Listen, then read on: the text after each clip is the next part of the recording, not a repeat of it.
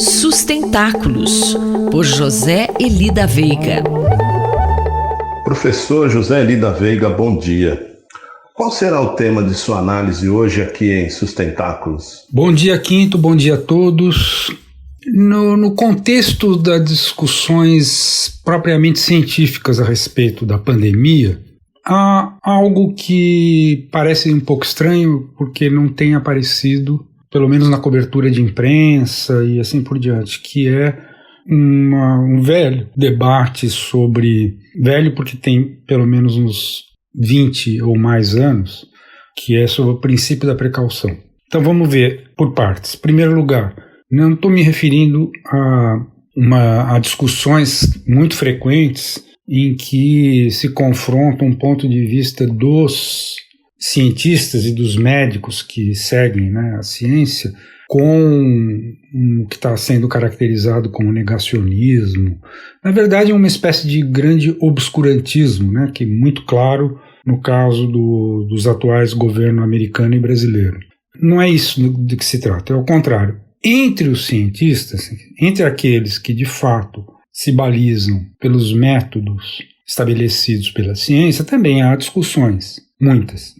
E há uma clara, vamos dizer, separação entre aqueles que, vamos dizer, seriam mais favoráveis a que se tomassem medidas absolutamente restritivas e, em geral, aqui e ali sempre aparecem pontos de vista científicos, que procuram se basear em evidências científicas a respeito de uma eventual possibilidade de amenizar, vamos dizer, o sofrimento que lockdowns e, enfim, restrições à mobilidade urbana estão colocando. O senhor pode nos dar um exemplo dessa situação, professor? O exemplo mais evidente disso é um texto importante e uma entrevista, inclusive, que foi dada por esse professor de Stanford, que é de origem grega, Ionides, Ele saiu, eu acho, merece destaque e merece que se diga aos ouvintes que é uma coisa que precisa ser lida. A cobertura que a Folha deu na terça-feira passada, inclusive a jornalista Ana Estela de Souza Pinto entrevistou o Ionides. Por quê? Porque ele está mostrando que a taxa de letalidade da Covid-19 é muito menor do que parecia no início da pandemia e particularmente entre os menores de 70 anos, é assim que está dito. O que o leva, evidentemente, a colocar em dúvida a necessidade, por exemplo, das escolas estarem fechadas, das academias e clubes, etc., estarem com tantas restrições quando não fechados. Então, o que eu queria ressaltar é que tudo isso está relacionado a um debate bem mais antigo e bem difícil de ser concluído, principalmente quando se entra, por exemplo, no âmbito jurídico, que é o famoso debate sobre o princípio da precaução. O princípio da precaução, em princípio, diz que, na dúvida, você segue o caminho que seria o mais prudente, vamos dizer assim. É claro que existe uma confusão aí com o princípio da prevenção, mas é secundário. O principal é destacar que não está sendo dada a devida importância a esse debate de fundo sobre o princípio da precaução, nessas discussões que, em princípio, são mais conjunturais, que vieram a ser provocadas pelo fato de a gente estar enfrentando uma pandemia que, vamos dizer, vai nos marcar por muito tempo. Muito obrigado e até a próxima. Mais informações sobre sustentabilidade estão disponíveis no site sustentáculos.pro.br e na página pessoal do colunista zeeli.pro.br. Eu, Antônio Carlos Quinto, conversei com o professor José Eli da Veiga para a Rádio USP. Sustentáculos, por José Eli da Veiga.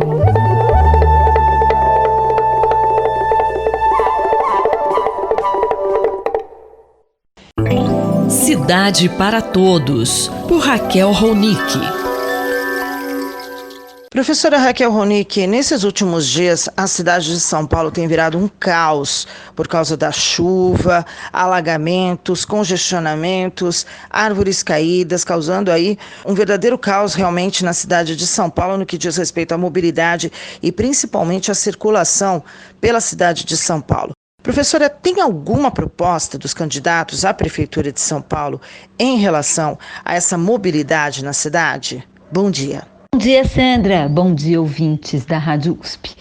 Pois é, tem muita convergência até nas propostas dos candidatos. Todos falam melhorar o transporte coletivo, melhorar a interconexão entre os vários modais, ampliar as ciclovias na cidade, mas quando a gente vai olhar um pouquinho mais a fundo dentro das propostas, a gente vai ver que, em algumas, elas aparecem absolutamente de forma genérica, como é o caso ali do programa de governo do Russomano, aonde, na prática, a única proposta concreta é uma proposta de privatização e concessão dos terminais e seus entornos e uma melhoria técnica das equipes da CET, além de melhorar a tecnologia da semaforização.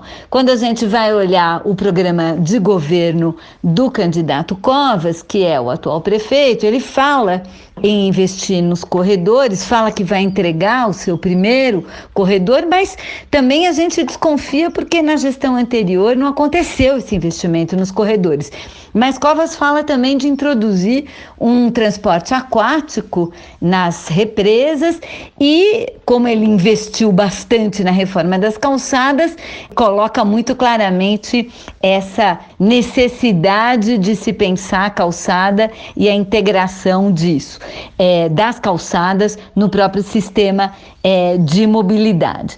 Agora a gente pode dizer que tem algumas candidaturas, e aí vou falar da candidatura do Boulos, da candidatura do Tato, mas também do Mamãe Falei, que faz uma crítica ao modelo atual e propõe algumas rupturas. Professora Raquel Ronick, que rupturas seriam essas, hein? Tanto Boulos como Tato estão falando em rever os contratos de concessão, mudar o sistema de remuneração das empresas, em vez de por produtividade, por passageiros, que implica uma superlotação, fazer isso por quilômetro. Os dois candidatos também estão falando em chegar em tarifa zero até o final do mandato, implementando isso progressivamente e apontando quais seriam os fundos de financiamento dessa proposta.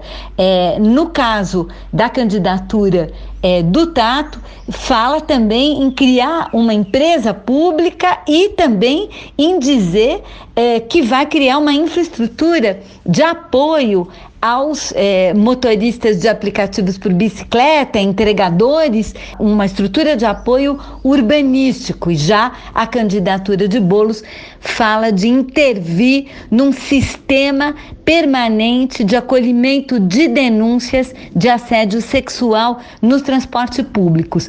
No caso do França, há também uma proposta de gratuidade dos ônibus, mas apenas para domingos e feriados. E, finalmente, a candidatura de Mamãe Falei fala basicamente em desregulamentar o transporte e em liberar completamente todos os tipos de transporte por aplicativo. Nenhuma desses programas, entretanto, faz uma articulação muito grande entre toda essa discussão, que é a discussão do que nós enfrentamos hoje na cidade, da relação entre o sistema de transporte e circulação e o sistema ambiental de controle das águas e das enchentes, já que, sim, o nosso sistema viário nas nossas cidades, e isso é muito claro em São Paulo, está totalmente implantado em cima de córregos e rios tamponados ou semi-tamponados. Essa é uma questão que nós vamos abordar numa próxima oportunidade. Eu sou Sandra Capomatto, você ouviu a professora Raquel Ronick, da Faculdade de Arquitetura e Urbanismo da Universidade de São Paulo. Cidade para Todos, por Raquel Ronick.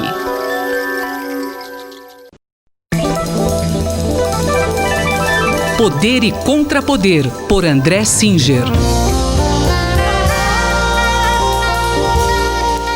Professor André Singer, houve eleições na Bolívia nesse último fim de semana. Como é que o senhor analisa a situação naquele país?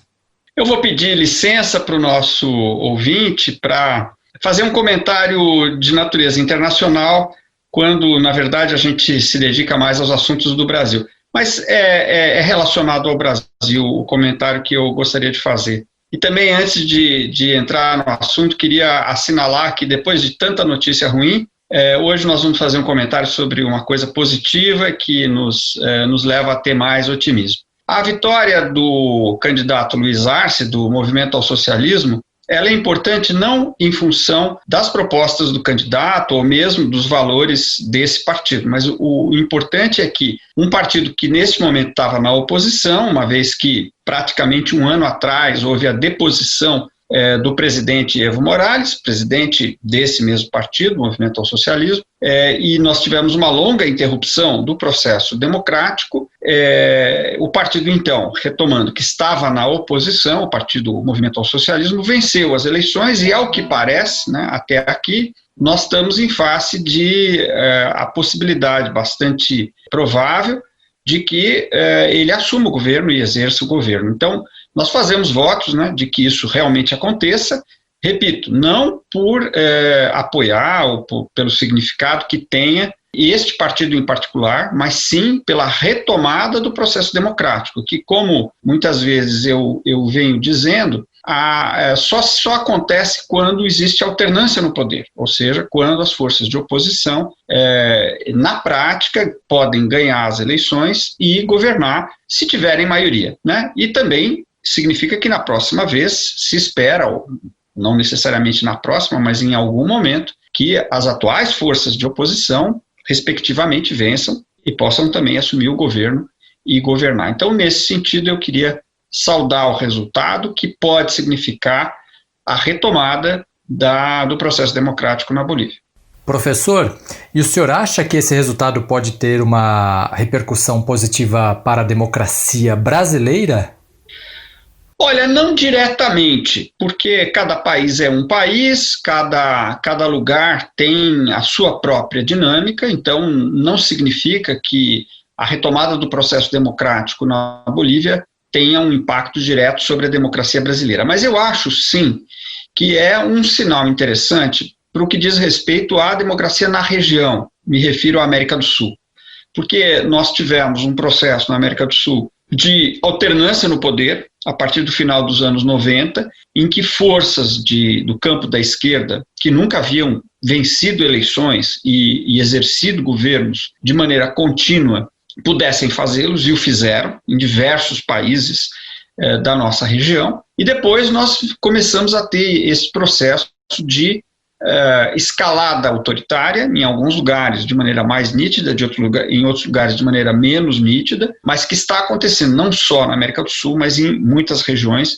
do planeta, e que nós temos comentado também aqui diversas vezes. Então, o fato de que um desses países, que, por sinal, no caso a Bolívia, havia tido um golpe, que ele possa retomar o processo democrático, que é esse processo de eleições, com alternância no poder, de acordo com a maioria eleitoral, é um bom sinal para a região, mostra que a democracia está viva e que mesmo nós aqui no Brasil teremos condição, espero, né, de resistir ao avanço autoritário e retomar o processo democrático, que não foi, né, é importante dizer, não foi completamente interrompido, né? Tivemos eleições em 2018, vamos ter eleições agora em 2020, tudo indica, né, eleições democráticas, e espero que tenhamos em 2022, e que esta fase, né, difícil para a democracia brasileira possa ser superada. Eu acho que o que está acontecendo na Bolívia é positivo para o Brasil nesse sentido, indiretamente. Muito obrigado, professor. Até a semana que vem. Muito obrigado e até a semana que vem. Esse foi o cientista político André Singer, que conversou comigo, Gustavo Xavier. Poder e Contrapoder, por André Singer.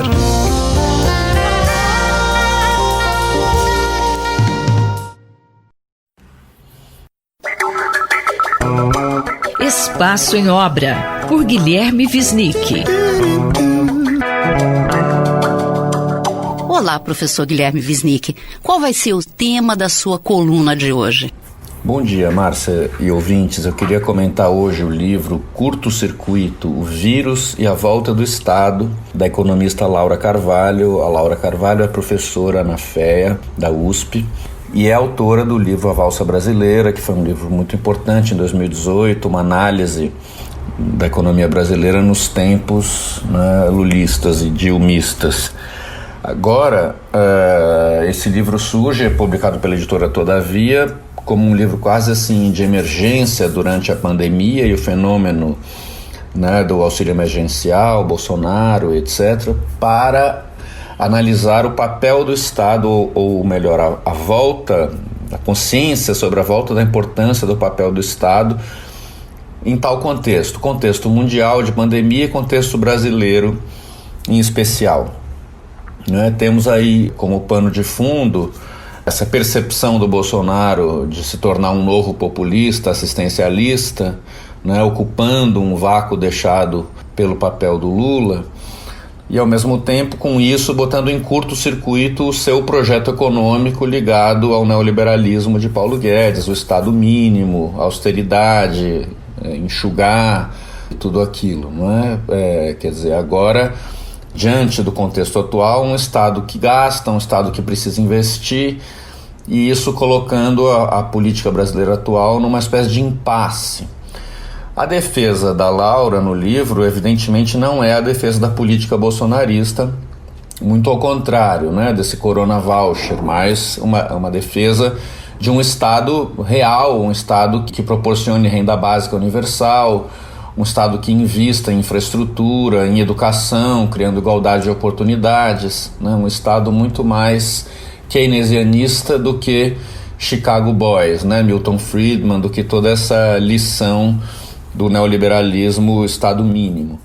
Professor Wisnik, qual a proposta dela no livro?